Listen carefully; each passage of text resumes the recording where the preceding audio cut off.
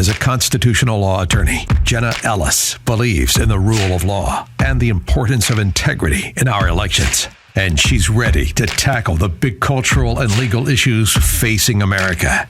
This is the Jenna Ellis Show. Here is your host, Jenna Ellis. Well, happy Monday, friends, and welcome to another episode of the Jenna Ellis Show. I'm Jenna Ellis, and conservatives seem to be very concerned about where the process is for the impeachment of Joe Biden. So new Speaker Mike Johnson has said that he hasn't seen convincing evidence for impeachment of Joe Biden yet. This comes in contrast to a lot of his remarks while he was still just a member and part of the Judiciary Committee. So this is what he had to say just before he became Speaker. Listen to this. Article 1, Section 2 of the Constitution itself expressly states that the sole power of impeachment belongs here to this House. And then Article 2, Section 4 says, listen to the language carefully. It's expressly written in the Constitution. This is not political talking points. We're not making this up. It says in Article 2, Section 4 that the president shall be removed from office on impeachment for and conviction of treason, bribery, or other high crimes and misdemeanors. My friends, I just listed just a small sampling, just the tip of the iceberg of the credible allegations and the mounting evidence that shows that Joseph Biden has engaged in bribery schemes, pay-to-play schemes. This is what the evidence shows. We have to follow it. We took an oath to uphold the Constitution. The Constitution requires this action. The inquiry is the appropriate step. We have no choice to pursue the facts wherever they lead, and we will leave no stone unturned. So in contrast, now Speaker of the House, Mike Johnson, is saying that we are going to follow wherever the truth and the facts lead. And he has said that he has been intellectually consistent. Listen to this. I believe this is a very serious matter. I was called upon to serve on the impeachment defense team in the House twice under President Trump when the Democrats used it for raw partisan political purposes, and I decried that at each step of the way. The reason is because the impeachment power that we have in the Constitution, in the House specifically, next to a declaration of war, you could argue it's the heaviest power that we have, and it cannot be wielded for political purposes. So I have been very consistent, intellectually consistent in this, and persistent that we have to follow due process and we have to follow the law. That means following our obligation under the Constitution and doing appropriate investigations in the right way at the right pace so that the evidence comes in and we follow the evidence where it leads. We follow the truth where it leads. So as we stand here today, I'm not predetermined that, but I do believe that very soon we are coming to a point of decision on it. All right, so how should conservatives respond to this? Well, I think a couple of things. First of all, we need to give Mike Johnson some credit for stepping into the new position of House Speaker with a very slim Republican majority. And so he doesn't have a lot of bandwidth. He's going to have to negotiate some of these things. And frankly, there are some more important priorities, like making sure that we get some of the spending bills that are passed, the fiscal responsibility bills. We need to make sure that there is aid to Israel, which the House did pass that, but we'll see what happens in the Senate. He's still also dealing with a very slim Republican majority and having to work with a lot of the moderate Republicans as well as Democrats across the aisle, really, if they're going to get anything passed. And so this also comes as Speaker Mike Johnson announces a spending plan to prevent the government shutdown. So this was from Daily Wire this morning. House Speaker Mike Johnson announced a two-step short-term spending measure to avoid government shutdown. The plan reportedly would give certain federal agencies money through the middle of January, while others would get funds through early February, allowing lawmakers in the House and Senate more time to hash out longer-term spending legislation. The deadline is November 17th, so this week. Johnson also noted that separating the continuing resolution from supplemental funding debates, such as the one related to Israel, puts the GOP in a stronger position to, quote, fight for fiscal responsibility, oversight over Ukraine aid, and meaningful policy changes at our southern border.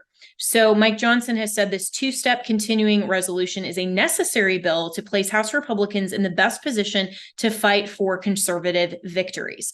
So he is dealing with a lot of things. And I think that while conservatives really want to see an impeachment of Joe Biden happen, we really need to make sure that this is not a tit for tat situation where the impeachment, as some conservatives were calling for the impeachment of Joe Biden on day one, when we didn't have any evidence, we didn't have anything to necessarily impeach him for. They just wanted political retribution for the two impeachments of Donald Trump. We need to be very careful that that's not what we're calling for, that we're not trying to use this as a partisan political maneuver so that the Democrats have to spend time and effort defending Joe Biden in the Senate, or maybe possibly playing into the hands of Democrats by allowing him to be impeached and removed so that they can get rid of him from the DNC. I mean, there are a lot of possibilities that are going on here, but we need to make sure, as Speaker Mike Johnson said, that this is where the truth and the evidence leads. Now, there is a lot of evidence that, as Speaker Johnson said in the clip that we just played from before he was Speaker, that there is a lot of evidence to suggest bribery schemes. And if you go to the text of the U.S. Constitution that gives the impeachment authority to the House of Representatives, it's treason, bribery, or other high crimes and misdemeanors. Literally, bribery is one of the crimes that is specifically textually enumerated in that power of impeachment. So should the Republicans continue to hold their hearings to investigate, and how long should that continue? I think those are very fair questions. I spoke with Speaker Mike Johnson a little bit last night, not a lot on this particular issue, but he is going to join my radio program. You can find that at afr.net. It's live 8 to 9 a.m. Eastern on American Family Radio Network. He has said that he will join me later on in the week. And I want to ask him these questions because how long should the Republicans continue to investigate when there's more evidence that Joe Biden committed a bribery or that he is guilty of those impeachable offenses than the Democrats ever had for coming against Donald Trump? Now, again, we shouldn't allow the Democrat standard of the two sham impeachments against Donald Trump to be the standard that Republicans would then continue their impeachment after. We need to have a sufficient legal basis, and we need to hold ourselves to the standard of the rule of law of the U.S. Constitution. A lot of my fellow conservatives and a lot of Republicans would suggest that we need to play by the Democrats' rules. But if we're doing that, we're allowing them to manipulate the system, and we're allowing them to set new precedent and a new standard that is fundamentally unconstitutional, that it just doesn't comport with the U.S. Constitution. So I think that there is sufficient evidence already that has been brought out in Jim Jordan's committee and in any of these investigations of Joe Biden with the facts that we've already learned that would be a sufficient basis to form articles of impeachment. But do we have the votes? Will moderate Republicans actually vote for articles of impeachment? I don't think that a new Speaker of the House is going to want to put up articles of impeachment against a sitting president of the United States to have them fall and fail. So what I see Speaker Mike Johnson here doing is prioritizing rightly some of the things that need immediate attention, and then is saying we are still going to follow the impeachment process where the truth and the facts lead. Now, we're running up against, only about a year left until the next presidential election. If there's going to be an impeachment of Joe Biden, it's going to need to come fairly soon. Does that mean that Speaker Johnson can whip the votes in sufficient order to get there? Maybe, maybe not. But I see him really brokering his speakership in a very smart way. And a lot of conservatives, and frankly, a lot of far-right Republicans, immediately go to criticism of Republican leaders when they're not just doing a lot of these sort of show trials and a lot of these media exhibitionist exercises that may not necessarily have any sort of tangible benefit to conservatives in terms of the prioritization of Congress. I also saw a lot of people criticize Speaker Johnson for prioritizing aid to Israel while taking that from the funding of the IRS. So it's not new spending. It's not money that the United States doesn't necessarily have. It's taking it from somewhere else and putting it into aid to Israel. And a lot of people push back on that, saying, why is he prioritizing that? Even Tucker Carlson was critical of Mike Johnson for prioritizing Israel. What I think is that Speaker Johnson just happened to come in at a moment in time where one of the more immediate fires that he had to fight was answering the question about aid to Israel. If he had come in, for example, over the summer as the speaker, then he wouldn't have prioritized aid to Israel because that wasn't even on the agenda. Nobody could have predicted, unless you want to blame intelligence sources of the United States and Israel for not seeing the October 7th terror attack against Israel, then he wouldn't have prioritized Israel over America. And I don't think he is prioritizing Israel over America. It's just that he happened to come into the speakership at a moment in time where that was one of the critical and important decisions that he had to make more immediately. So for Republicans that want to criticize Mike Johnson, believe me, the left is doing that enough that we really don't have to. I think that we need to give him some time to come into his speakership, see how he is going to manage a very narrow and very slim Republican majority, a coalition that really is not a coalition among Republicans, and actually winning some Democrats from the other side of the aisle, some of the moderates, to his cause and to the conservative agenda. I've known Mike Johnson personally for years. He was my pick, frankly, back in January when nobody was talking about him as speaker. I was, because I see his leadership. He's been part of the Republican Party leadership and the coalition leadership for years. And he also is very well respected on the Hill. I think for the Republicans, and especially those on social media and in the media that are sort of knee-jerk reacting to some of these decisions, they don't know Mike Johnson. And so they're automatically assuming that because he became speaker over one of their more firebrand conservatives, like, say, Jim Jordan, then he must be more establishment, or he must not have the conservative agenda at heart. I don't think that that is a fair accusation, and I don't think that that actually represents the priorities that Mike Johnson has as speaker. We've already seen the left go after him for his Christian faith, against his family, and really trying to undermine him personally in just the few weeks of his speakership. Let's see how this goes. Let's get through the holidays. Let's get through this whole looming government shutdown, see how he manages this, and then also see whether or not the issue of impeachment is going to be risen to the fore again as we head into the new year. So I also had an opportunity to speak to my good friend Mike Davis about this issue and get his comments on the impeachment question and the priorities of Speaker Johnson. So we're going to come back right after this quick break with more from Mike Davis, who is an attorney. He's a former staffer and attorney for Chuck Grassley on the Senate Judiciary Committee, and he also is the founder and president of the Article 3 project that fights against the weaponization of government. So we'll be right back with more right after this. With inflation, the banking world collapse, and everything that Joe Biden is doing not to protect America, you need to make sure to secure your financial health, especially in retirement. And hey, if you're a millennial like me, that actually is sooner than you think. You need to start now, even if you are a millennial or a Gen Zer, to make sure that your financial health is actually healthy when we get to retirement. And Legacy Precious Metals has a revolutionary new online platform that allows you to invest in gold and silver online in real time. In a few easy steps, you can open an account online, select your metals of choice, and choose to have them stored in a vault or shipped right to your door. You'll have access to a dashboard where you can track your portfolio growth in real time anytime. You'll see transparent pricing on each coin and bar, and this puts you in complete control of your money. The platform is free to sign up for. Visit legacypminvestments.com and open your account and see this new investing platform for yourself. Gold hedges against inflation and against a volatile stock market.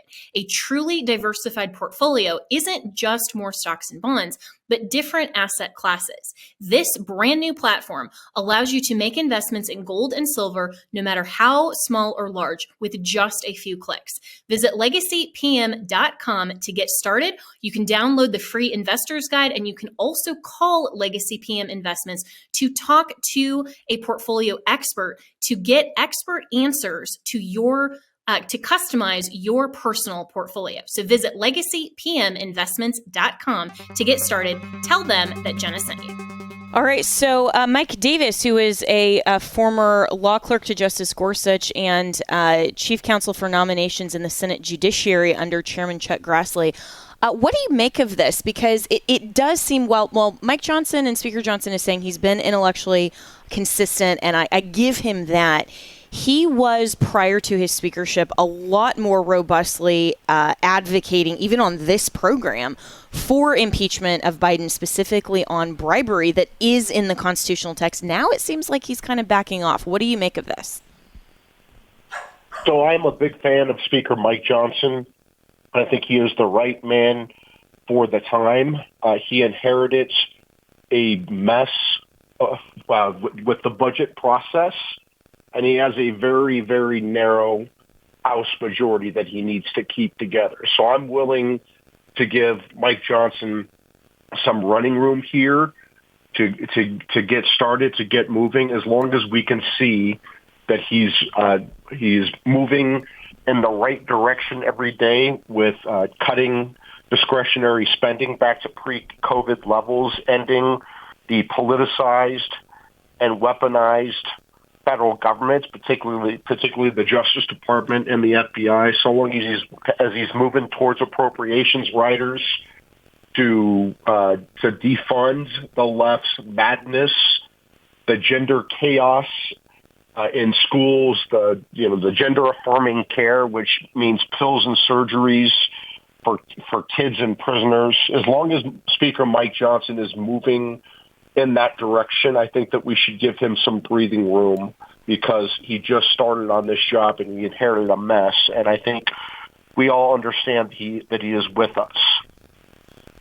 And I'm glad to hear you say that, Mike Davis, because I completely agree. And while I would love to see an impeachment of Joe Biden, because I think it's deserved based on the evidence, and there is a lot of evidence of specifically bribery, which is in the text of the Constitution. There is a difference between being on the Judiciary Committee and being a member of Congress versus being the Speaker and having to lead a very slim majority and a coalition. I mean, this is where a lot of Republicans attacked Kevin McCarthy for some of the concessions that, just frankly, if he had a supermajority, he wouldn't have had to make. And I think that Mike Johnson is making a calculated decision that even if there were impeachment articles filed, that would become so dominant in Washington and really, I don't think would go anywhere in the Senate. And so why would the House, with a very slim majority, politically posture when they know that it's not going to go anywhere in the Senate?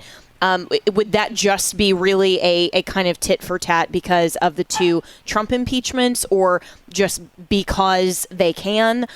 He has also said, Mike Johnson, Speaker Johnson, that the power of impeachment next to or right after a declaration of war is probably the single greatest power that is delegated by the Constitution to Congress. And so I think this is a good decision, at least right now, when there are so many other things that they have to focus on. Well, I would actually lean in more on impeachment, Jenna, because I actually think that it's the House's, like you said, one of its utmost constitutional duties. And we have a president of the United States that is almost certainly compromised by tens of millions of dollars and foreign bribes and other corruption from China, from Russia, from Ukraine, from Kazakhstan. It seems like every hellhole and trouble spot around the world, Biden was on the take, and his family was on the take. It seems like every Biden was part of this bribery scheme, except for the 5-year-old granddaughter, who they finally acknowledged after 5 years of political criticism. So I do think that the House Republicans, if there's impeachable conduct, they need to move forward. They need to expose that. They need to have impeachment hearings, and they do need to move forward with an impeachment vote and impeach Biden. And then it's going to be up to the Senate to try to cover up for Joe Biden. But I think that this is bigger than a tit for tat with Trump, just because, again, this corruption by Biden has very dangerous consequences. There is no chance that we would be in a proxy war with Russia and spent $100 billion in Ukraine, but for the facts that Joe Biden is a crook. When Obama put then Vice President Biden in charge of Ukraine, Biden and his family went on the take, and Russia, Putin, smelled Biden's corruption, smelled his weakness, and took Crimea. We had 4 years of peace and prosperity under Trump. Now Biden's back, and Putin wants to take the rest of Ukraine. I mean, this bribery, this corruption has very dangerous consequences, very costly consequences for the United States. On the other hand, if you don't have the votes to move forward with impeachment, you either have to build those votes through a very thorough investigation, and it looks like Mike Johnson has unleashed these committee chairmen, at least as it relates to the subpoenas of the Bidens by House Oversight Committee James Comer, and then try to build that political case. But at the end of the day, impeachment is a political process. That's right in the Federalist Papers. And so you have to build the political support for impeachment. If you have the political support, you can move forward. If you don't have the political support, you don't have the votes. And Speaker Johnson is saying they will follow the truth where it leads, and he is simply not making impeachment the only priority because he has a lot to focus on. And so what do you make, Mike Davis, who's the founder of the Article 3 Project and my guest this morning, what do you make of the criticism of Mike Johnson from a lot of the really far right base that is suggesting that, you know, he's now failing in his speakership just because he's saying we have a lot of other priorities, and he's not saying that they're not going to get the votes for impeachment. He's just saying we're not there yet. And it seems like to me that Republicans are just never satisfied with any leadership. And we're so quick, the base is so quick to criticize everyone if they don't just come out, you know, swinging for everything right away rather than being calculated and actually leading. Well, I would say I'm part of that very far right base, but I would also say to my fellow travelers that Speaker Mike Johnson is a good guy. He's a rock-solid conservative. He is one of us. Let's give him some running room. I think the problem with Speaker McCarthy is that there wasn't a lot of trust with Speaker McCarthy and the conservative base of the Republican Party. With Mike Johnson, we have that trust. Let's give him a couple months here to get his, to get his feet on the ground and get running here. And I think that he's going to deliver very effectively for conservatives. All right, so that was my friend Mike Davis from the Article 3 Project. If you want to learn more about the Article 3 Project and how you can help Mike Davis and our fellow conservatives fight back against the weaponization of government and have good conservative jurists and also fight the bias on the bench, you can go to Article 3, that's the number 3, article3project.org. That's article3project.org.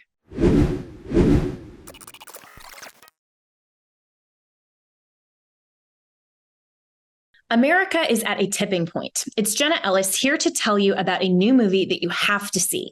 My good friend Dinesh D'Souza's movie, Police State, exposes the government's relentless persecution of the conservative movement. The America we know and love is becoming more and more like a police state every day. The FBI has turned its eyes away from the real dangers in the world to target what they call domestic terrorists, with a totalitarian agenda that's treating conservative Americans like criminals.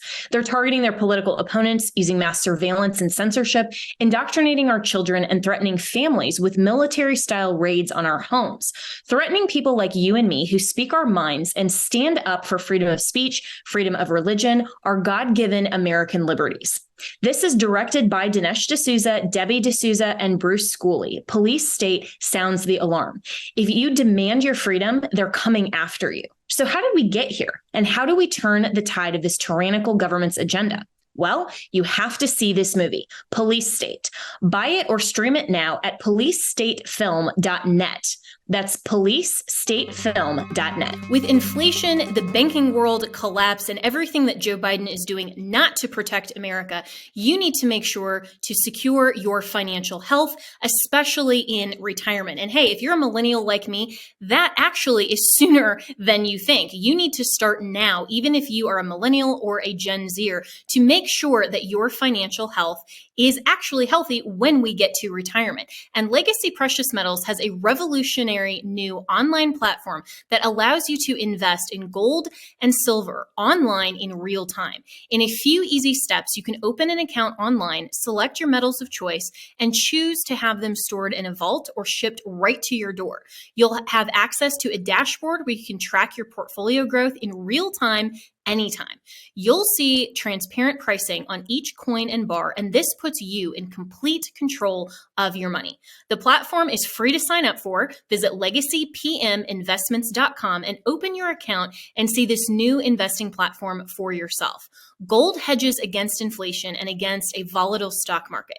A truly diversified portfolio isn't just more stocks and bonds, but different asset classes. This brand new platform allows you to make investments in gold and silver, no matter how small or large, with just a few clicks. Visit legacypm.com to get started. You can download the free investor's guide, and you can also call Legacy PM Investments to talk to a portfolio expert to get expert answers to to customize your personal portfolio. So visit legacypminvestments.com to get started. Tell them that Jenna sent you.